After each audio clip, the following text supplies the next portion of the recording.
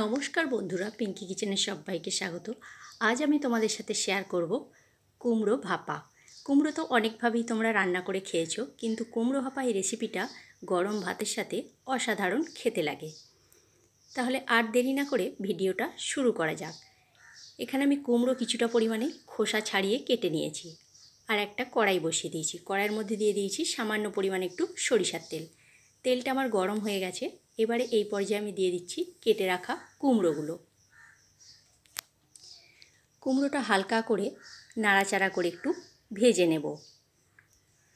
সামান্য একটু হলুদ দিয়ে দিলাম, দিয়ে উল্টে পাল্টে গ্যাসটাকে একদম মিডিয়াম টু লোতে রেখে কুমড়োটা একটু ভেজে নিচ্ছি। কুমড়োর কালারটা সম্পূর্ণ চেঞ্জ হয়ে গেছে। কুমড়োটা ভাজতে ভাজতে ততক্ষণ আমি মশলাটা রেডি করে নিচ্ছি। আমি এখানে দিয়েছি 2 চামচ সাদা সর্ষে, 2 চামচ পোস্ত আর 1 চামচ কালো সরিষা। এটাকে আমি শিলের মধ্যে বেটে নিচ্ছি। কুমড়োটা আমার ভাজা হয়ে গেছে, একটা থালার মধ্যে আমি তুলে নিয়েছি। এবারে ওই কড়াইয়ের মধ্যে আরেকটু সরিষার তেল দিয়ে দিলাম একটা মিডিয়াম সাইজের পেঁয়াজকে পাতলা করে কেটে রেখেছিলাম, সেই পেঁয়াজ কুচিটা ওর মধ্যে দিয়ে দিলাম। দিয়ে হালকা করে নাড়াচাড়া করে পেঁয়াজটা একটু ভেজে নেব।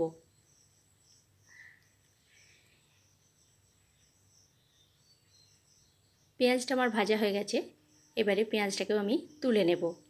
এবারে একটা টিফিন বক্স নিয়ে নিয়েছি। টিফিন বক্সের মধ্যে দিয়ে দিলাম সর্ষে আর পোস্ত বাটাটা। এর সাথে আমি একটা কাঁচা লঙ্কাও বেটে দিয়েছিলাম, তোমাদের ওখানটা দেখানো হয়নি। দিয়ে দিচ্ছি 1/2 চামচ মতো হলুদের গুঁড়ো, স্বাদ মতো লবণ আর স্বাদ মতো চিনি দিয়ে খুব ভালো করে চামচে করে এটাকে মিশিয়ে নিচ্ছি। এবারে এই পর্যায়ে দিয়ে দিলাম পেঁয়াজ ভাজাটা, দিয়ে আবারও খুব ভালো করে চামচে করে মিশিয়ে নিলাম। এবারে সামান্য পরিমাণ একটু জল দিচ্ছি। জলটা দিয়ে আবারও চামচে করে মিশিয়ে নিলাম। এবারে ভেজে রাখা কুমড়োগুলো আমি এর মধ্যে এক এক করে দিয়ে দেব।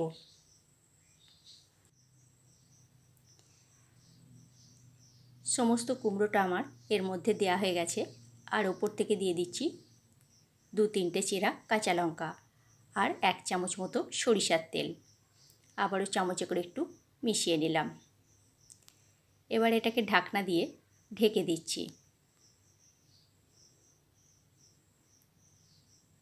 কড়াইয়ের মধ্যে জল বসিয়ে দিয়েছি, জলটা আমার গরম হয়ে গেছে। এবার এই টিফিন বক্সটা জলটার মধ্যে আমি বসিয়ে দিলাম, দিয়ে একটা উপর থেকে ঢাকনা দিয়ে ঢেকে দিচ্ছি মিনিট 10-এর জন্য।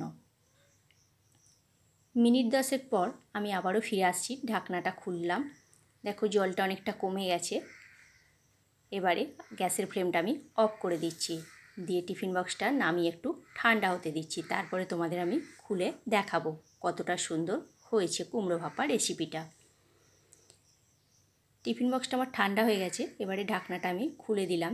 দেখো কতটা সুন্দর দেখতে হয়েছে, আর খেতেও খুব সুস্বাদু হয়। এটা গরম ভাতের সাথে অসাধারণ খেতে লাগে। ভিডিওটি ভালো লেগে থাকলে লাইক, কমেন্ট, শেয়ার করো।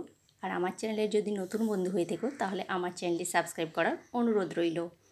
আর ফেসবুক পেজ থেকে দেখে থাকলে আমার পেজটি ফলো করে নিও। দেখো কুমড়ো ভাপা রেসিপিটা আমার রেডি হয়ে গেছে। আজকের মতো তাহলে এইখানেই, নেক্সট ভিডিওতে দেখা হচ্ছে।